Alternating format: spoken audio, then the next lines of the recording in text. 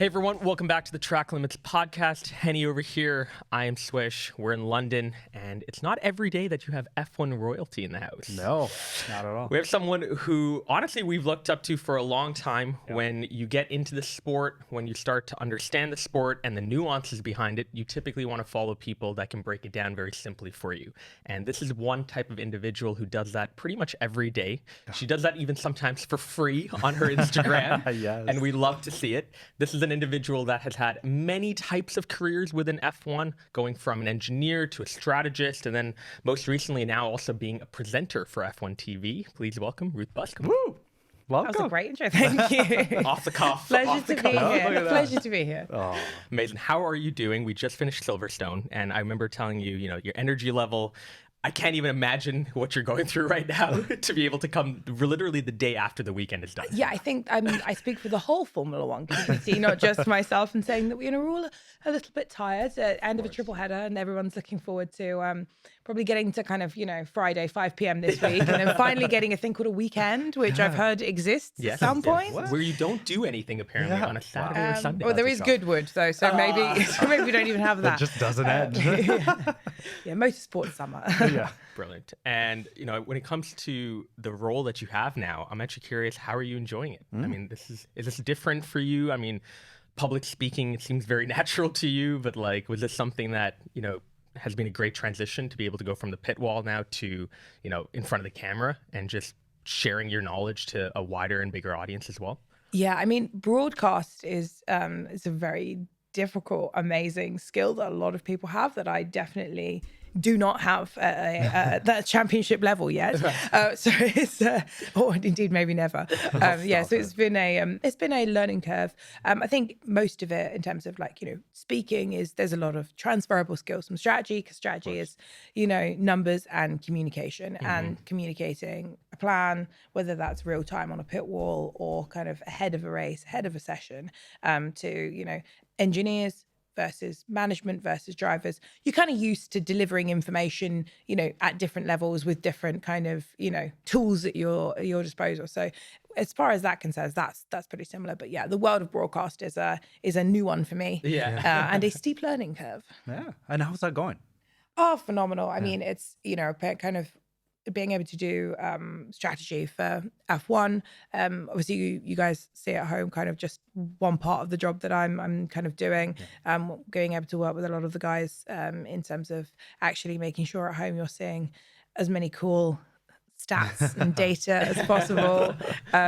Working with the guys behind the scenes to make sure that, the shots you see are, kind of driven strategically. I still have the same high. Actually, yesterday at one point, instead of saying, I think we're getting close to the crossover, so we should think about moving the helicopter to broadcast that, I just said box now. So which, by the way, was the lap that Max Verstappen boxed. So was actually the correct lap. But yeah, it was like people giggling at me at that one. They were like, "You just said box now," and I was like, "Yeah, sorry, it's last 13 years of training." Oh my god! I didn't have time to say it in kind of broadcast terms. Mm-hmm. And I mean, talking about strategy, we're casual fans. A lot of casual fans watching races all of a sudden become strategists. We're like, nailed it so many times. It's like they have to pit now. What do you say to these fans that think they know it all? Well, I mean, everyone is entitled to their own opinion, and as part of being a strategist, one of the kind of let's say attractions of it is that because you are so exposed, a bit like a role like a driver, that's both the kind of the best and the worst part of the role, and people like that pressure. As in you'll never meet a strategist that doesn't want their homework shown off, because that's what we are. None of us are Hufflepuffs. We all. Damn, I'm a Hufflepuff. Gryffindor with a Slytherin moon.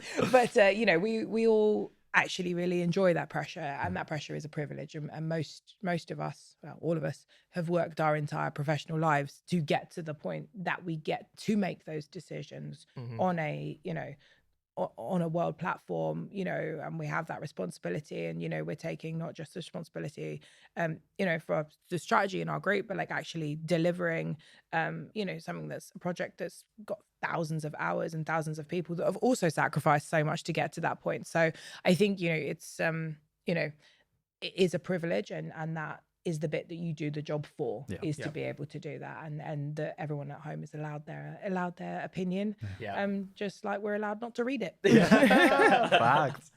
And the average Joe, I mean, on the street, the closest thing they probably would get to being a strategist is maybe playing like the F1 manager game, right? But what are some of the myths related to being a race strategist that you feel like a lot of people don't know? That we get everything, all the time off between the races. That's probably the biggest one. Is like, people are like, oh, so you've got like 2 weeks off now, and you're like, no, honey. I've got a report to write tonight, and then I've got another report tomorrow, meetings. And everyone in F1, the roles don't stop between the races. We do get like, most people will have like, the weekend off. Maybe they'll have Friday, Saturday, Sunday off as a kind of a loo day getting back. But other than that, right now everyone is working, so you only get to see kind of the tip of the iceberg in terms of, in terms of hours people working doing. So I think that's probably the biggest myth. The second one is, have you ever driven an F1 car? Everyone always asks that, and no, none of us have ever driven Formula One cars. Yeah. Are you keen on it? Or I was would you gonna say. ever be interested in driving a car? No. No. Just stay clear of it. Yeah. I mean, I've been driven round in like a kind of 3-seater, and that was horrible. I did not enjoy that at all. I like the maths side of it. Like, if I was gonna do any sport, it wouldn't be driving. I'm much better at the theory than the practical, and then I get annoyed at my like limbs for not being able to do it. So I'm fiercely competitive. So being terrible and fiercely competitive at something is awful combination. So no go-karting at Christmas. I will sit it out because I know like it's not going to be fun with me. Like just suddenly like doing the Senna kick. They're like, guys, it's supposed to be fun, and I'm like there in the worst mood. So I know my weaknesses, and I opt out of that. Yeah, gotcha. And taking you even back, right after university, you joined Ferrari. What was that like? Just right away from university straight into a full-time job? It was like going to work at the Death Star. And I mean that in the sense that I grew up a McLaren fan. My dad was a McLaren fan. Right. He's the one that got me into Formula One. I only went to my Ferrari interview because it was practice for my McLaren interview that was like straight afterwards, and it was a free trip to Italy, and I was poor, so who doesn't want a free trip to Italy? Check. And so like it was actually I think probably it's one of the reasons why I did well in the interview. But yeah, I completely and utterly fell in love with the place. Kind of like at that time, McLaren versus Ferrari were kind of like, kind of like the Mercedes versus Red Bull rivalry that we've had before, like, protagonists, or like Arsenal versus Chelsea, if you want an F4 football equivalent. And everybody there was just so wonderful, like going around the, the old race bays, and then, just seeing the heritage of it. There was some magical juju in the air. And then I went to McLaren, and I have to preface this is not cool orange Zach Lando Oscar attire. McLaren, this was like grey McLaren. And like I just didn't get like the same, the same warm welcoming. And I did kind of get back, and everyone was like, how's McLaren? Like, you've worked your entire life to get to McLaren. Like when I was in hospital after my accident, and they had to have like a motivation to learn to walk again. It was like walking through the doors at MTC, like, girl had it bad. And I was like, I think I like Ferrari. And people were like, glad to be back. Rush. People were like, what? And it was almost like, swear words or things like that. Like I had no idea. And then I was kind of waiting to hear back, and was interviewing at other places, but those two were the ones I was really, interested in. And then when I got offered the Ferrari job, like I knew in my soul that was the one that I wanted, like instantaneously when it came through. And then it was just a case of, how do I tell my father? It's gonna be a slap in the face. Thankfully, that season coincided with like about a month and a half after I started at Ferrari, Lewis announced that he was leaving Mercedes, so that helped. And then we had Fernando in our car. He was our driver in 2012. So my dad said that he could say go Fernando because he'd practiced that in 2007. But just as all lovely daughters do, I kind of got him lots of Ferrari stash, and then my mum would make him wear it, even though he wasn't that keen initially. thankfully times have changed. Now he's just a Ruth Buscombe fan. So Hey. he'll follow me wherever I go. And very, very supportive of me. But yeah, it was an initial adjustment period. I love that. And then when you were at Ferrari, you helped Vettel get his first win. Do you remember that day? Any cool memories from that experience? I mean, one of the best days, of my life, certainly, like probably the best day of my professional life. And, I think it's a real, I love an underdog, probably because I've always ended up being one. But, it was a real underdog story, both in terms of, the mighty Mercedes, they used to win everything, kids. And we'd come off the back of a winless season at Ferrari, which I always describe as like, if you've seen Lion King, the bit where Mufasa is like, that dark shadowy place, never go there. No. That's a winless season in Maranello. You don't want to go there. It's not good. And so the previous head of strategy had been invited to leave. And then the new guy was coming, and in fact they'd even offered leading the race briefings and stuff like that to another third guy who was like, I don't want to do that, you can do it. So I was very much not first choice or second choice or probably even third. I was I think we're fourth or fifth choice down the list here. And it wasn't me on my own, it was a group of people, but we did the work, and we kind of looked at the way that the track was changing and the way that we expected the track to change between that the Friday and the Sunday. And with our numbers, it was kind of lots of conversations about whether or not it was going to be a 2 or a 3 stopper, and whether or not an early safety car, which can typically add a stop because you get kind of a stop for half price, would indeed push it to a 3 stop. And I was like, come on guys, we're the B team, we need to be confident in this meeting. And they're asking us so even if there's an early safety car, are you sure? In a respectful way. Arif Benny is one of the most terrifying people in the whole world. Seb's lovely, and he's messaging me on, I don't know, Teams, whatever was before Teams, being AOL, Don't age her. Come on. Are you sure? And I was like, yeah, we're sure. We've done the homework. And then everyone was like, Ruth, are you sure about that? I was like, guys, it's Malaysia. There's never been an early safety car in Malaysia. The main thing is that we're confident in ourselves.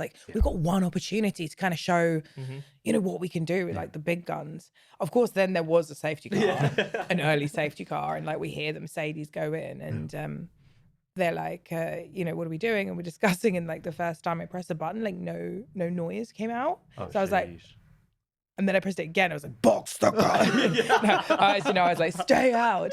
And I think because I kind of overcompensated, people were like, oh shit, she's confident in this. But then, I don't think I really contributed much to the rest of the race because I was trying not to be sick. And just watch this kind of this story unfold. And then, we won the race. It was a really, really special day. Seb coming back to the factory, and in Ferrari they always do this kind of champagne lunch, and the Logistica building when you win a race, and the whole factory comes together. And I remember Seb kind of calling out, saying thank you to the strategy, and it was kind of one of those moments as a female Brit in Italy. I really felt like I was truly part of Ferrari. 3 years after arriving, but it was the day that I was like, no, I am actually part of it. And I have a lovely poster that he kind of sent that said, to Ruth, thank you for your help on my first win at Ferrari. But it's pride of place at home. So great day. Yeah. And even on the flip side, talk us through some of the strategic issues that you had with whether it's Kimi Räikkönen or Felipe Massa. What are some of those moments for you? Well, I mean, I think if you talk to any strategist and they say they haven't made any mistakes, then they're either lying or it's their third week. Because, it's not about being perfect. It's about, doing a better job than your rivals across a season. Even Senna, Max Verstappen, Lewis Hamilton, in the years they dominated, they didn't win everything. They didn't lead every lap. So that's the first thing, is that, strategy is about learning through mistakes and improving yourself, improving, the tools you have, working together as a team. We had some right shockers. I think one of my favorite examples was we had a terrible race with Kimi, completely my own fault. It was I thought it was a 2-stop. It was not. It was a no. 3-stopper, and the car wasn't like particularly fast. We hadn't qualified particularly well, but we could have got P9 and we ended up P11 or P12. So we kind of like didn't get a couple of points that day. We weren't the protagonists of the race, and I was probably wanted it too much and saw that as a way of us trying to recover, and I was wrong. And then, rather than kind of running away from that, and again, I can't take any credit for it, it was the environment that I was in. I was encouraged to like pick at that failure, which is the NASA term, is like, pick at the strings of the failure and really understand, okay, why did this go wrong? Rather than just being shouted at and made to apologize, which of course, I did apologize, but more importantly than that is to understand the cause behind it. And the cause behind it was that on Friday, it was really, really warm. And then on the Sunday, it was a lot cooler in that day in Germany. And it meant that the axle limitation, so the bit that meant that you had to box the car, changed from rear to front. And that fundamentally changed the way that the degradation looks. And I thought I was looking at an apple, and actually I was looking at a pear, and then it caught me out by surprise. And I couldn't, you can't, rear deg's very linear. Frontal deg is kind of very linear until it's not, and then it suddenly goes, and it's a lot more sudden than, you can't really predict it. You get lots of, fun quirks. But, I was a couple of years into doing strategy. That was my second full season. And, I hadn't really appreciated just how much a track could change a limitation. And I didn't really have the tools to be able to react in real time and change and flip it over, or even to explore the possibility. And we spent loads of time, improving our tools so that we could, explore that as an option live during a race. And, then those tools were then used the following summer in Hungary to spot a axle limitation change, and we spotted it faster than our competition. It wasn't even my car at the time, but the tools that we'd helped build were the ones that we changed. We spotted that the axle limitation had changed, and won the race with Seb. Wow. Yeah. And I think it's a good example of how, if you there's so many of them in my life, but if you don't run away from failure but embrace failure and say, actually, these are the days that people should be most scared of us, which is what Toto says, which I think is Brilliant. perfect. You are growing, and you're improving. And it's a lot harder to sit down after a great race result and go, actually, boy, lap 16? We didn't, we fluffed that. You should do it. But, I think emotionally, you torture yourself less. If you get away with it, you're like, Skin of the teeth. We just got it. Each driver has their own personality, obviously. And you've, dealt with many personalities now. How do you get drivers to trust you? How do you get them to fully buy into I'm not going to go with my own gut? Because obviously being in the cockpit, you kind of feel the car in a way that even someone on the pit wall might not be able to. Yeah. So how do you kind of coexist with that? Every strategist probably has a different, way of doing it. Mine's always been about basically trying to expose as much of my soul to them, and actually creating, obviously initially it starts as an artificial one, then ends up being a real one, a genuine relationship and a genuine friendship with your driver, and trying to be open and honest and transparent, so that when I ask a driver to swap positions, they know that I'll ask it the other way around in that scenario, and not we have a code of contact as drivers and teams. We have our rules of engagement, and never ever breaking those rules once, because you break them once, you break the trust.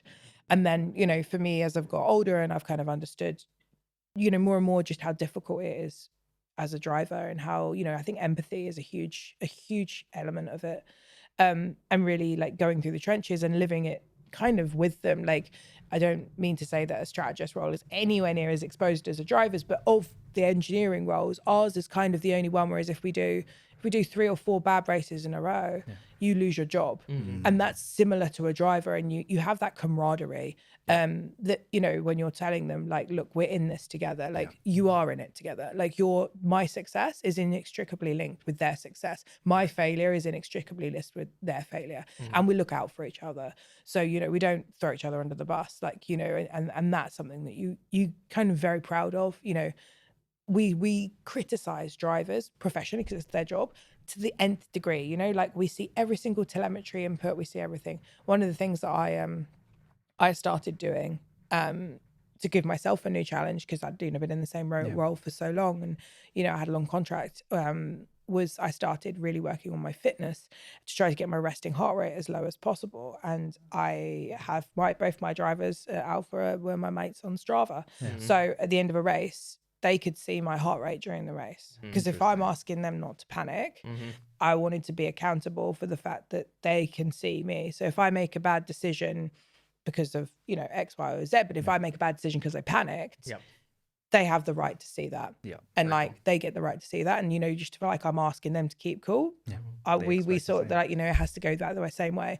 And that like, especially Valtteri, because he's really into his Strava. He's like the king of Strava. In fact, he liked my run from this morning, which is really good. I have like 4 friends on Strava, so I think the other 3 are like super impressed that like my rubbish little zone 2 runs.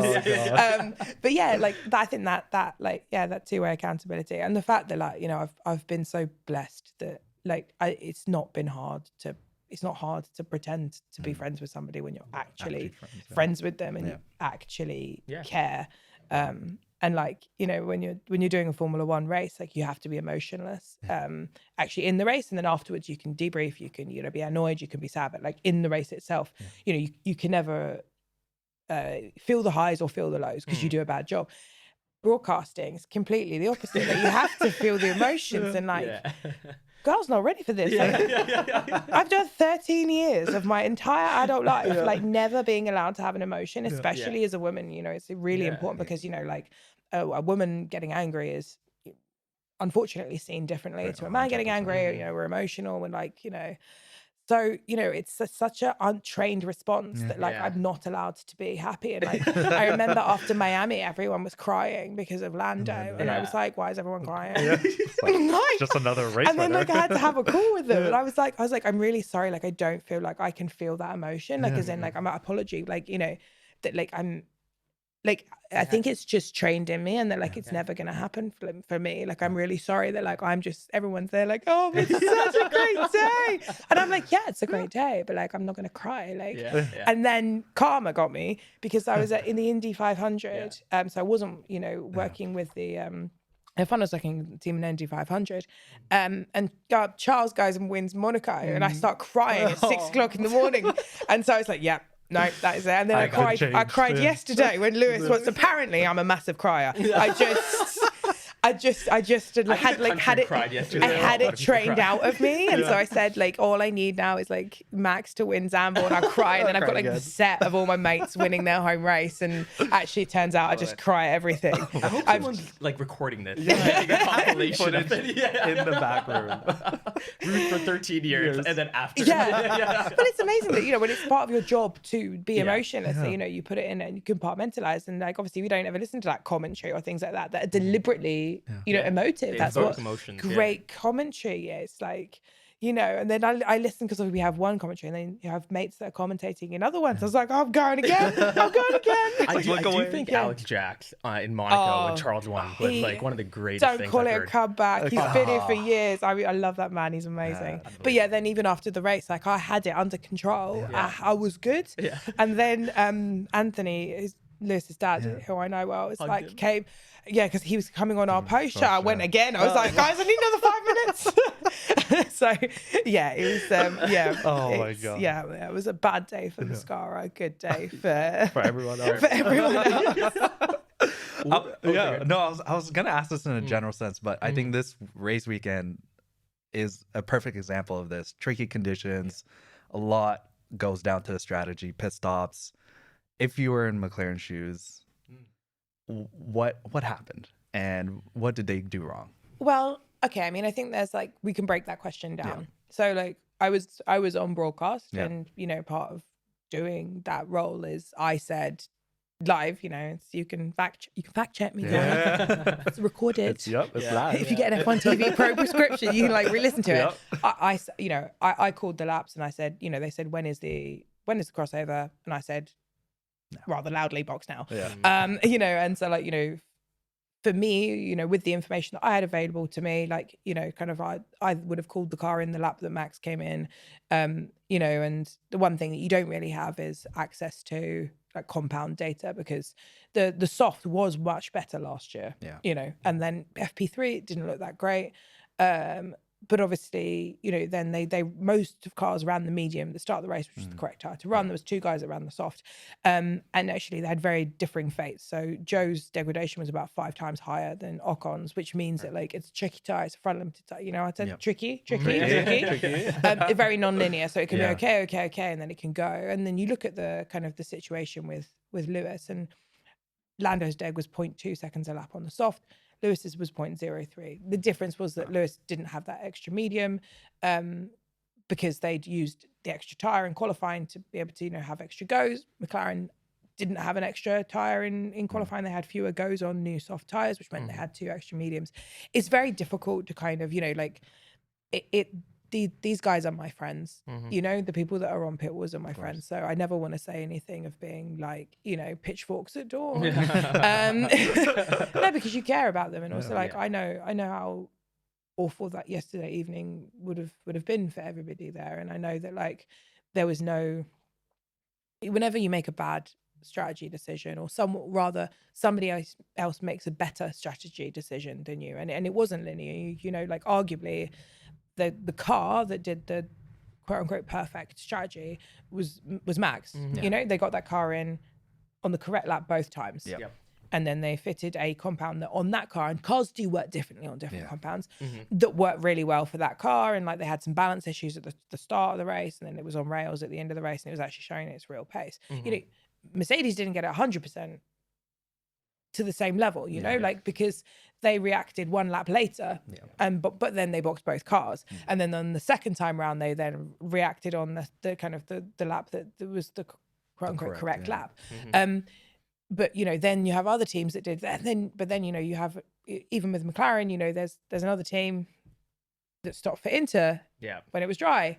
So like, you know, even then, you know, and they got that one completely right. You know, so it's not, you know, it's difficult to kind of, you know, be binary and say, is it right, is it wrong? And like, you know, I do feel very strongly about not like, you know, not being a keyboard warrior and not throwing, you know, because you have no idea what's actually going on a pit wall from the outside. And you know, it's people at home, it's fans' place to comment and, you know, say what they think. All I'll say is that like it's a really tough one, and as a strategist, it's much better to just assume every single other strategist is amazing, and they had reasons to do that, and that not to just say someone did something wrong, because that's how you get better as a strategist yourself. If you go, okay, wow, okay, so what did they get right there?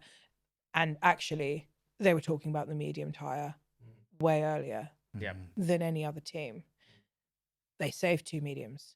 Nobody else saved 2 mediums in the top 4. So, you know, rather than as a strategist, it's probably like less good for like the show, but like rather than a strategist of kind of being like, oh, he said this, she did that, you know, they could have done this better. Actually also focusing on the bits that, oh, well, I wouldn't have saved the extra medium. You know, like I'd have done what Red Bull have done, what Mercedes did, what Ferrari did, you know, like I didn't, you know, obviously I don't have car data, so, you know, a bit harder. But you know, equally I wouldn't have had a second medium in the car. I would have done the Red Bull one, you know, or I'd have done, you know, the Mercedes one or something, you know, like I'd have had the same choice between a soft or a hard. I wouldn't have had a medium in the garage to fit. So, you know, it is like having, it's not just even grace, it's you know, it's selfish in a way of like, you know, I'm not doing it just to kind of for virtue signaling. I'm doing it because the way you get better is by taking the best of absolutely everybody around you and learning from it, and then adding that to your armory of skills so that you are better. Like, you know, if you go, you know, McLaren obviously yesterday is the one that there's a lot of chat about. They're rubbish. I don't need to learn anything else. You'll miss. The key fact is that they had 2 mediums. They were talking about that 3 or 4 laps before the crossover. That's something interesting. And like, you know, I'm sure the Red Bull strategists, I'm sure the Mercedes strategists, rather than like sipping champagne this morning, they're looking at that. And that's ultimately in high performance sport, what's the main thing, rather than, you know, what we did wrong. Throwing, just being like, we're Yeah. so great. Like no one comes into the office with DJ Khaled playing. Like Maybe Lewis this weekend. strategists. Yeah. Not one strategist is coming into the morning briefing being like mic drop. Yo. Nailed it. Imagine Toto just walks in with a boombox. All I do is It's 2 in a row. Come on. That's Q1. Yeah. We're going to get into Q2 very shortly with Ruth. That's a purple sector. It's a purple. I think it's a purple. It has to be Yeah. purple. Yay. But we could have done turn 2 better. We could have. Damn. There we go. Damn. But Q2 coming up. Stay tuned, guys. Guys, quick break. We'll get back to the episode shortly. Swish, you've been really getting into football recently. Been watching it quite a bit. I've been enjoying it. I'll tell you why as well. Derrick Henry is now on the Baltimore Ravens, one of my favorite running backs. And it's been fun not only watching the sport, but actually interacting with it in a totally different way with Prize Picks. Oh, what's Prize Picks? Number one, America's number one sports fantasy platform. Over 5 million members. Some incredible people, by the way, are playing on Prize Picks. You got Joe Budden, you got the UFC champion, Sugar Sean O'Malley, and you got my boy Drewski that are all playing Prize Picks. Not only that, Prize Picks is also pretty great. You know, I think they have been doing a lot of work on their product, and you can actually win up to 100x your money with only 4 correct picks. So it's pretty great when you think about it. You know, the potential of what you potentially could get with even just 4 correct picks is great. Amazing. How do I sign up? Glad you asked. Download the Prize Picks app today and use the code TRACKLIMITS. You'll get $50 instantly when you play $5. That's code TRACKLIMITS on Prize Picks to get $50 instantly when you play $5. You don't even need to win to receive the $50 bonus. It's guaranteed. Prize Picks, run your game. Welcome back to the Track Limits podcast. Ruth, you got through Q1. How are you feeling? Nice to get through Q1. Yeah. I don't know how many tires I used. And I don't know what the run plan is for Q2, but I'm going to check the weather. I'm going to make sure everyone's happy. I love it. I love it. Well, we want to go deep into your now backstory. You went to Cambridge, and what college in Cambridge again? It was Jesuit. I remember. Girton. Oh no, Girton. Yep. Yeah. How was your experience there? And you studied aerospace and aerothermal engineering. Wow. Which sounds intense. There was a lot of maths. How did that whole experience translate into motorsport later on? Well, it was kind of like a chicken egg situation. So the reason why I went to Cambridge is because as a Brit growing up, that's the kind of the best university in the UK, and it was the university that thought engineering before you get me, and then thought engineering is the best one statistically. Okay, don't at me. For the last 1,000 years, All the Oxford people now, the college. we have Newton. F equals MA, guys. Come on, get it right. Yeah, Newton and Whittle, bro. But yeah, that is one rivalry I will not be objective about. So I love it. Yeah. Back to the process. Yeah. I went and did that degree because that's what people like Paddy Lowe and James Allison did, because I was a weird kid that Googled things or asked Jeeves probably at the time, asked Jeeves things like that. And I knew I wanted to work in Formula One from way before the point that I even picked GCSEs or universities. And so I knew that that's where a lot of people that work in Motorsports Valley and in F1 went to university. And Cambridge had a long-standing link with a team called McLaren that I liked at the time. So that was kind of the reason why I went there. Actually, when I got there, I did my master's thesis, not with McLaren. By the time I got there, they were doing projects with McLaren and Red Bull and the FIA, which is, the governing body of F1.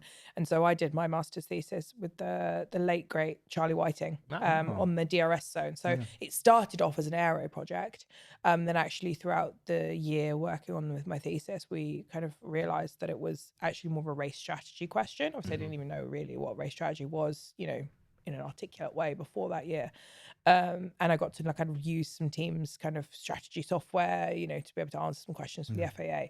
And that was when I fell in love with race strategy. And then after that, the DRS and the aero part of it wasn't so useful. And then through that project, actually, I kind of I was very fortunate. I got to meet a lot of F1 teams, kind of on behalf of the FAA, because we were, looking for data, and I was kind of like, the little kid doing all the analysis, which is kind of how Ferrari approached me. Yeah, and let's even talk about your transition from being a strategist last year, now moving into presenting. What was that moment like where you said, I want to make that move, that transition, and how has it been since then? Well, I mean, I was at my previous team for nearly 9 years, and the team that I was at is based in Hinwil in Switzerland, and so I spent the last 9 years of my life doing 290 days a year, not in the kind of the country that I call home, and with the people, my family, my other half. So first and foremost, it was this is the second Monday in my life that I've woken up in my own bed after a race. Oh my God. So That's insane. That is crazy. because I'm normally in a hotel. Yeah, So so first and foremost, it was an opportunity to do something different. And obviously every strategist would love to win championships, but just like drivers, you have to wait for a seat to be available, and there is no seats available at the moment in any of the kind of the teams to win championships. And the opportunity to do strategy for F1, at home, you're kind of seeing one slice of the stuff that I'm able to do, but actually, the way that I'm feeling in a race, the pressure to deliver information to the really smart folk at F1 that are producing what you're seeing at home, and actually speaking as well in a race to all of you guys at home that you've got a lot of opinions. Charles Leclerc, compared to the pressure that you guys give me if I get it wrong. You have the same pressure. And kind of helping with the kind of the direction of the feed and the technical side, and what we've been able to do in terms of producing new graphics with our wonderful partners like AWS and showing kind of data, the way that teams see things, is a win for the gigs, big W for the gigs. So it doesn't, odd as it sound, it doesn't actually feel any different. I still spend the morning looking, poring over numbers, and looking at the sky and working out what it is. So it doesn't actually feel that much different. It's just obviously your objective function isn't to optimize a team's performance. It's to optimize kind of the sport and making sure that we can show as much of the action to you guys at home, and making sure that we can do a good job at it. I love that. And hopefully explain a bit of strategy, because I'm biased, but it's the best part. It's It'd be kind of annoying if you weren't a bit biased, Yeah. you're human at the end of the day. not Hufflepuff. Stop it.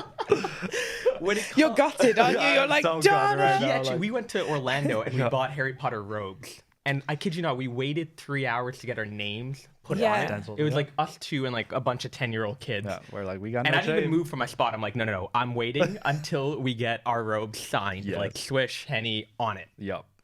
We So got You went Gryffindor. Slytherin. I actually grew up, Yeah. I grew up a Gryffindor, though. I've changed. Yikes. I know. Yeah.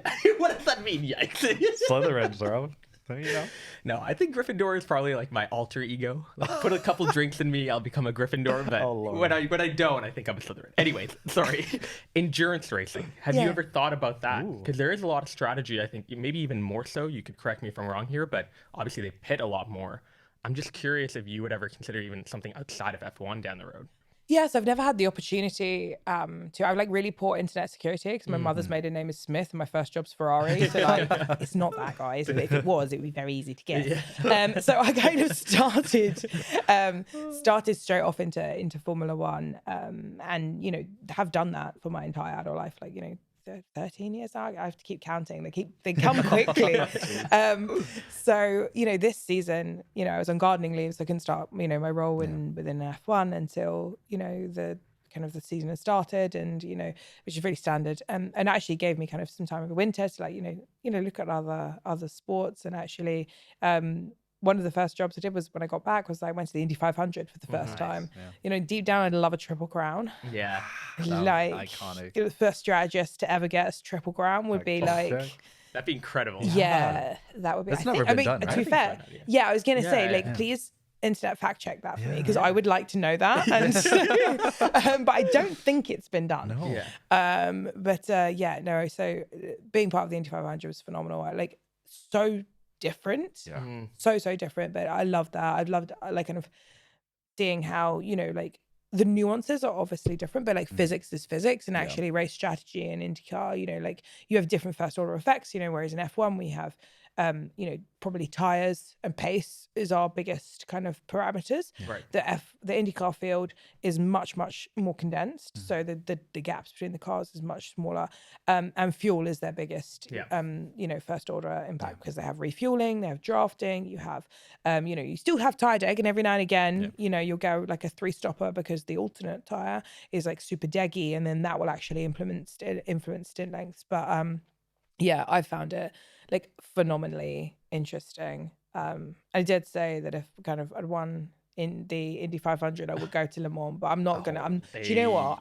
I like the warm weather. Yeah. Like I'm rain. not like, I have absolute like such respect, mad respect for anyone that does the like Le Mans 24 hours, because like I get hangry. Yeah. I'm really miserable when I'm cold. Yeah. Like I'm not a nice person when I'm cold. You turn into Slytherin. Yeah. And I love sleep. Yeah. So like I think like I'll have to have got like both of them before I like put myself In that. through, because like just props, because like 3.5 hours for an IndyCar race was like, oh, and I need the toilet a lot. So like I'm not sure I made, like I was like, how do you guys do this? Like I needed a wee for the last 75 laps, and now you're going to the podium? Like, I need to go for a wee. Yep. Even the podium show is like how long in the IndyCar? It's like an hour to an hour and a half experience. Yeah, but it's phenomenal. Like if you ever get a chance to go, like, you know, definitely go to the Indy 500, you know, like definitely go to Monaco. And then hopefully at some point in 5 years time, I'll say definitely go to Le Mans, and I'll say it's amazing. But yeah, no, I mad respect to everybody in endurance racing. It's like I kept saying, I'm a delicate little F1 flower. What do you mean I need to be in at 3 a.m. in the morning for the IndyCar? Like, it was a step. And I was like, guys, I'm not made for this. I don't know what I signed up for. Day 2, it's like, I'm broken. Yeah, like I mean, like the gates open at 6 a.m. on race day, and you're there for like 2 weeks, you know, like the qualifying and it's this whole thing, and it's just like there. And you know, I'm like, all right, so what time do you need to be at work? And then we're like, well, you know, the day starts at 6, so like probably good if you get there at like 2:30, 3. I'm like, sorry, what? Do it? What? Yeah, So no sleep. Yeah. Just do that again, and then like, you know, it starts. It feels almost like Disneyland. Like there's music, and then there's a cannon, and then there's like fireworks at 6 a.m. in the morning, and like you're trying not to be like, you know, like You're just like with your coffee. an You're like, oh my F1. God. No, because the coffee doesn't start until 6 a.m. You're waiting. I'm an F1 princess. Where's my catering? I'm like, where's my catering? What's else done? Yeah. Uber Eats. Oh no. No, absolutely. Yeah. Mad props to every single person that works in IndyCar. I met so many phenomenal human beings, really hardworking, phenomenally talented drivers, engineers. Just shout out to my boy Pato that won yesterday. Fastest duck in the world. Let's go. But yeah, honestly, up and down the grid, like just such phenomenally talented, wonderful, lovely, and welcoming people. Don't have enough good things to say, to be honest. I mean, we're currently in silly season. We're still in silly season. Love to hear your opinion on all these driver movements that is happening. And even as a strategist, when a new driver comes in, how does that process take? And when someone is leaving, the whole exchange of information, we always hear, oh, they can't talk or they can't develop with the team. How does that even work? Yeah, it really does depend on, it's a case by case example. It's probably not particularly like, you know, exciting answer, but that's the reality of it. You know, I think, you know, like when I was chatting to Lewis about like, you know, the Ferrari one, obviously, because like I was at Ferrari, and I was like, bro, you need a good Italian teacher. I'm going to hook you up. Forget Duolingo. But then, you know, like you've now all seen it, but like I knew a couple of months ago that he cared a lot about winning with Mercedes. You know, like people obviously can say what they want to say, but like it was very clear to me that like he was not done. He's not checked out. Like people can have their own opinions, but like after like that first like long conversation that I'd had with him a couple of months ago, and he's talking about the what they were going to bring in terms of upgrades. Like I knew this. He was not cooked. He's sushi. He's vegan sushi probably. But like, he's still 100% on it. Like, he's, was there and the focus was there. And so I think that's true. Like you always want to give the absolute maximum to your job, even if you're leaving. And I think people are such consummate professionals that's what you demand and that's what you expect, from each other. Like I handed in, like I knew I was leaving in September. I was working till 5 a.m. on the Saturday of Abu Dhabi because I'm not 1 foot out the door, until the checkered flag. I wear the colors that I wear, and like I was gonna give it every single, with the same level of, dedication and respect, and the people around me that, have been my home for the last 8 years of my life, they haven't changed. And like, it's not fair on them that if I'm like, out the door, until the checkered flag of the last lap. And I think that everybody in F1, at least that I've had the pleasure of working with, is like that. And that like, until the last, until you are done, you are like, you're done. And it's even tougher for some of these boys that like, that didn't have contracts. One of the things that really impressed me so much as a human, and how people conduct themselves as people, and as, like, I don't want to use gender specific language, but I don't have the word for it, like as men, like, or as women, as people, and just the level of grace and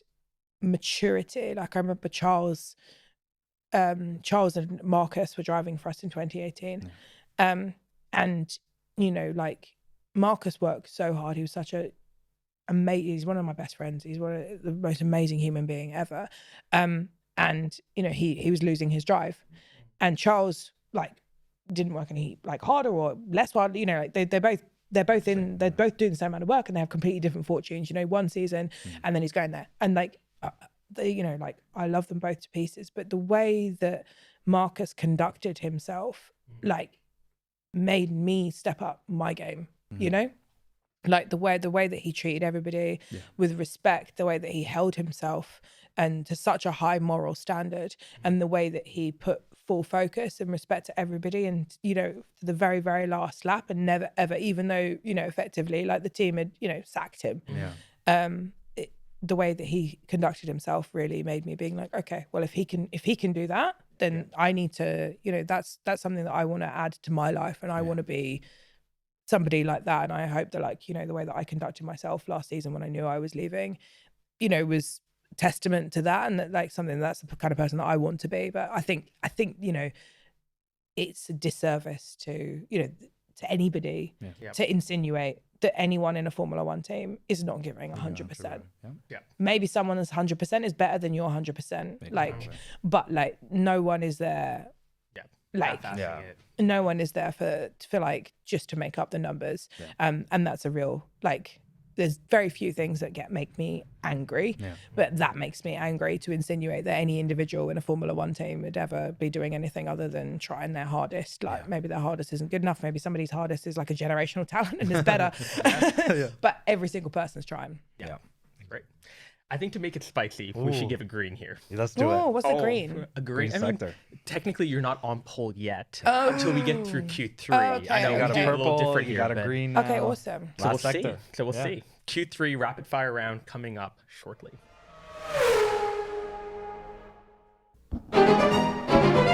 Hey guys, sorry for the dramatics, but this one's important. It's because we're working with Surfshark, hence the costumes. And we love Surfshark because when we're traveling for this podcast, we're using a lot of public Wi-Fi. Oh yeah. Surfshark with our VPN, it protects us from using all that public Wi-Fi, protects our data, protects our accounts. It's perfect.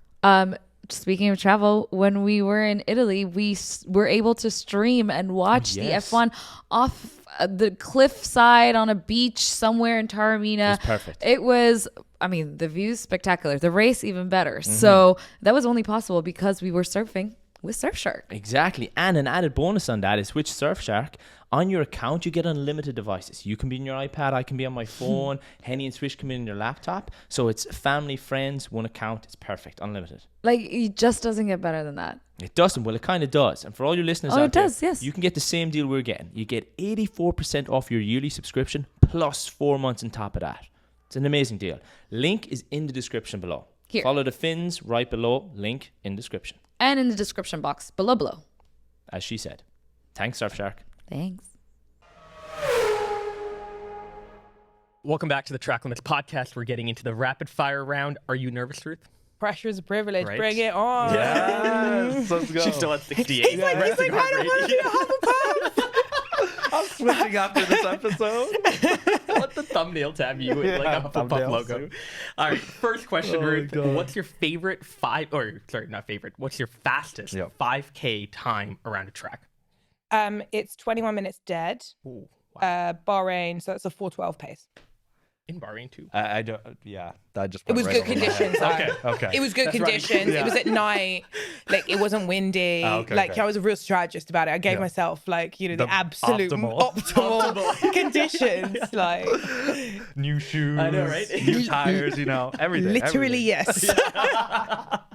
I love it. Oh my god, what is your favorite track to be a strategist on? To be a strategist on. So, like, in terms of pure race strategy, Singapore is the strategy track because we have high deg, we have hard overtaking, and we have the highest percentage chance of safety cars. We've had at least one safety car interruption in every single race we've had there. So it's like your kind of strategy blue ribbon event purely as a kind of like a race. Right. Like, if you were gonna like win one as a strategist, you'd be like, Yeah. you'd probably get your DJ Khaled. Like, I love it. What was your least favorite track to be a strategist on? Monza. Why? Because you can't do anything. Because it's literally, it's like, well, we had one lovely race in Monza. Actually, it was in 2020 where there was like red flags and there was like strategic decisions. Right. But normally, it's a one-stop race. No matter where you start, the cars end up in pace order. And toe chicken in qualifying is one of the most annoying. Like, when you are there as a very concrete operational strategist, it's just embarrassing. Like, you know what I mean? Like, this is just, can we just not do this? Like, Get I on hate with it. I hate it. I hate it. I hate it. I'm surprised you didn't say Monaco. I feel like Monaco is an incredibly strategically interesting race.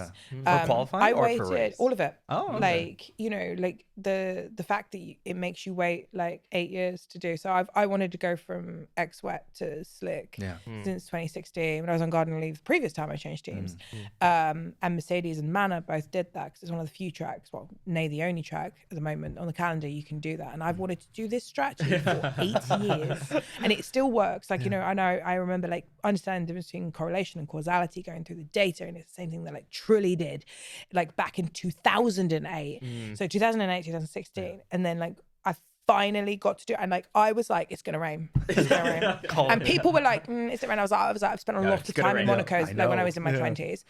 I know when there's a cloud there, it's raining. It was beautiful sunshine in the morning. And the people were like, do we really need a rain plan? And I actually made it a named plan. Like, I was obsessed with this rain coming, and I like made it like plan C. And like people kind of like, bearing in mind, I've said this for many years, right? So I was wrong a lot before I was right. It's gonna Where rain. it's like, guys, when it rains, we're going next to slick. And so I think just because I was so freaking annoying, like more just like shut me up than anything. Everyone was like, yeah, fine, just do whatever Ruth says because like she's gonna be unbearable. And we went. Like, so like people, some teams are actually even shocked that it started raining. We were there, and there's like, you have this onboard camera, and I'm going to Valtteri like, plan C. And he's like, yeah, bro, I know. Like, you've already said it like 1,000 times. And we did. We went from wet to slick, and we were the only car that started out the points that got into the points. And it was a great day. And I think more than the points, it meant that I could finally shut up. Going from wet to slick after waiting 8 years to do it. But it's a very strategically interesting race. It's just, it's a bit like being a midfield strategist. Not every day you get to be the hero. It's good. It's good for everyone to understand that not every race is, but actually that adds more pressure, because when you do have an opportunity to deliver in Monaco, either through team tactics, through, you know, changeable conditions, or through like using the nuances of the fact that it's an overtaking track, you've got to deliver like the postman. Okay. Well, next question. If you're trapped in an elevator with a current F1 team principal, who would it be and why? Oh, a current F1 team principal. Probably Fred, because he's my mate, and like he'd be hilarious. Also, like he would get us out of the lift. By the way, That's important. Don't be trapped. He would be like on that button, like he would like or Toto. I feel like Toto is also my mate, but he'd definitely get us out of the lift. Yeah. What regulation change would you institute in 2026? You can make one change in F1. What would it be? You have to wait to see in 2026. Oh, there's some work. Mic drop. Down. Yeah. I like it. Exclusive? No, kidding. What social platform would you delete from any of the bigger social platforms? Maybe Twitter. Oh, sorry, X. X. Okay. Yeah. A lot of trolls and stuff. Like I don't like X. I just don't use it. So like it wouldn't really influence my life. This one stumps almost every one of our guests. It could be about anything, by the way. Okay. It doesn't have to be about racing. It could be about music, food, whatever. Most unpopular opinion you have. I hate chocolate. Oh, all types. Yeah, I'm allergic. Oh. Okay, that makes sense. That's unfortunate, but yeah, that makes sense. But like gaseous forms of chocolate. Yeah. So like it's the worst. Yeah. Like if someone's like cooking, like making like a chocolate cake, I'll be like dry hurling in the corner. Like I'll be like, hate it. Oh, Like, jeez. basically the whole country of Spa is like a Belgium. Like chocolate shops, people are getting really excited about. I lived in Switzerland. How do you think that was? That went for me. Oh my God. It's the smell in the air. Oh, I do like Toblerone, but anyways, continue. keep your Toblerones away from me. This is another hot topic. I wanna know Cricket or football? If you had to pick one of these two sports to follow for the rest of your life, which one? Football was my first love. I thought you were going to say cricket. Yeah, football was my first love. Yeah, you gotta stick with it. And I mean, it's 1-0 England right now this week. Spicy And I one. literally said to multiple people, I was like, I don't even care if Max wins this race as long as we win on Wednesday. I mean, they're all my friends, so it's a bit different. And obviously, I'm a neutral, like, as in, like, any of them. I adore Max. He's fantastic. I adore also the Brits on bowl. But I was like, if I have to give it away, they take that one. Silverstone. Just not the soccer. Amazing. If you woke up, this is a good one. If you woke up and realized you had become Will Buxton for a day, what's the first thing you would do? What would I do if I was Will Buxton? I don't know. He's one of my like close friends and now colleague. No, like maybe just be like happy, because like, he's just a happy. He is like the house captain of Hufflepuff. Yes, I could. Like I feel like actually no, I probably should like eat a load of stuff. Yeah, because like a boy's metabolism, like they can eat so much more than women. So like I probably like That's a smart one. Oh my Great. God. Next one. Outside of work, what's your favorite addiction or obsession that you have outside of working? So nothing to do with racing. Yeah, nothing. My dog. Oh, My dogs. Yeah. Well, dogs are like all dogs. Any dog. Like, give me like Roscoe. Give me Leo.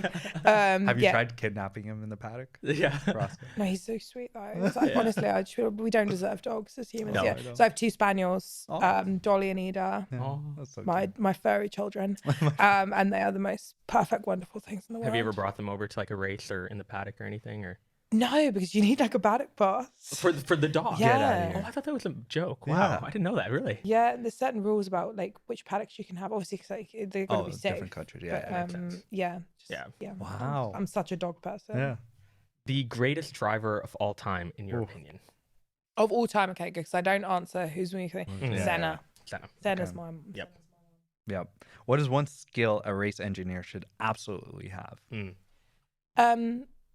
Being able to well, I mean they all do have it, like communicate clearly and effectively without kind of emotion. So one of the best things I was ever told on a radio, and it gets more and more compressed, right? So as a strategist, we're talking to a race engineer who's talking to a driver, and it gets more and more important the closer you get to the kind of the tip of the spear, is that if you sound bored on a radio, when you're panicked, you'll sound normal.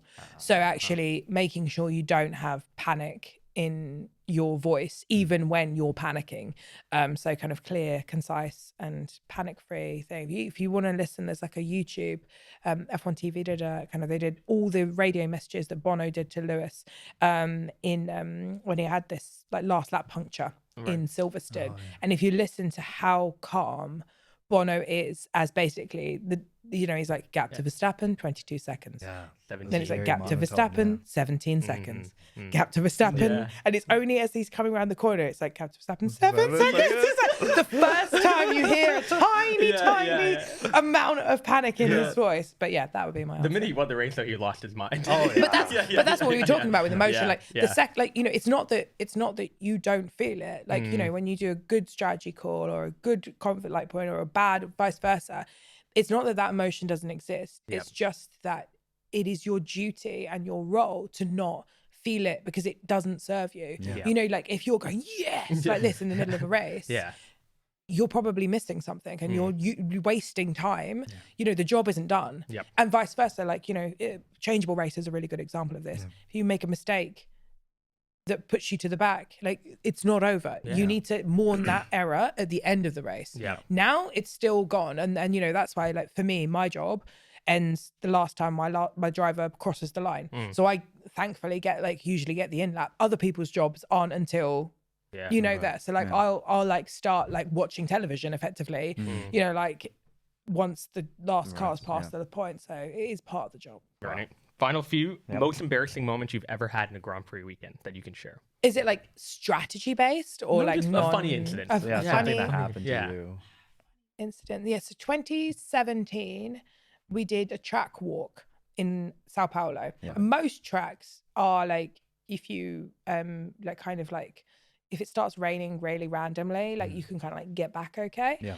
Not Sao Paulo. So if you're in sector 2 of Sao Paulo, there's literally, you could turn around. It's like, it's like 25 kilometers a mile. It's like you literally are like, right, okay. So we finished our track walk, and so it was like Marcus was the driver there. We had this little chap, you might have heard of him, Charles Leclerc. He was doing like an FP1 session with us, and there was all of us there, and we looked like the most drowned rats. Like it broke my phone. Like it was like one of the worst. I mean, I try not to be vain, but I've never looked worse in my entire life. Like absolute drowned rats. And I don't know why, because statistically, it was such a phenomena that like as we're entering the pit box and walking back to our like, we finally got to the end of the lap and we're just so drenched that I saw every single person I knew in the paddock. And like they just like, I remember seeing Max, he just straight out laughed in my face. I'd like makeup, like hair, awful. And then the worst thing about that day was like, it was, again, I was pretty young. And like we didn't have any clothes to get changed into. So like we looked for the rest of the day like such a hodgepodge of team, because like we literally borrowed, like some people were in running kit, some people were in like rival team tops. One of the I think our race engineer was in Marcus's spare race suit. Like we must have just looked like this absolute crazy. Some fans like broke in. And then like my phone broke. Like we had like a pile of like broken, obviously back in those days. Like stuff got wet. That was and it was just it was like just then and it was right in the morning. It was the first thing, and like as a strategist to get rained on, it like means you didn't check the weather, so it's like mortifying. As well as the fact that like I looked like a drowned rat, and I was freezing. Like I think I was actually wearing like a Mercedes t-shirt for the rest of the day. Like it was like the ultimate embarrassment. I love it. This is another one. Your boldest prediction for the second half of the season. I'm going to predict it because I believe in manifestation. So I'm going to manifest at least a close constructors championship. That would be great. Like I think the drivers Max got it, but like I'm going to like manifest that we get like at least like a down to the wire, like 2 or 3 way battle. That would be great. That would be great. Amazing. Final question. You're writing an autobiography on your life. Which of these titles best resonates with you? The Daredevil, the Dreamcatcher, the Free Spirit, the Hardest Worker? They're all good. They're all good. I think I'm going to go for the Daredevil because one of my favorite quotes is the Teddy Roosevelt "Man in the Arena" one. And that's something that as a strategist I try to like, live my life in, that like, if you fail greatly, and like, having a life where you fail over and over and over again in order to do good things, and that like your soul should never be with those grey souls that know neither victory or defeat. That's going in the line. trailer, by the way. 100%. That's a purple. That is a I think, Ruth, purple. you absolutely smashed it. Yes. A lot of great answers here. Thank you so much for coming on. Guys, if you loved this episode, go and give Ruth a follow. I kid you not, the amount of stuff that you also post on your stories from time to time when it comes to strategy, like looking even back at like old races and unpacking it, unbelievably valuable. Any final thoughts, Ruth? Thank you for having me. Thank you. Obviously, This an is a honor, blessing, genuinely an honor. And guys, check her out on F1 TV. Check her out on Instagram. We'll link everything below, and we'll see you guys in the next episode.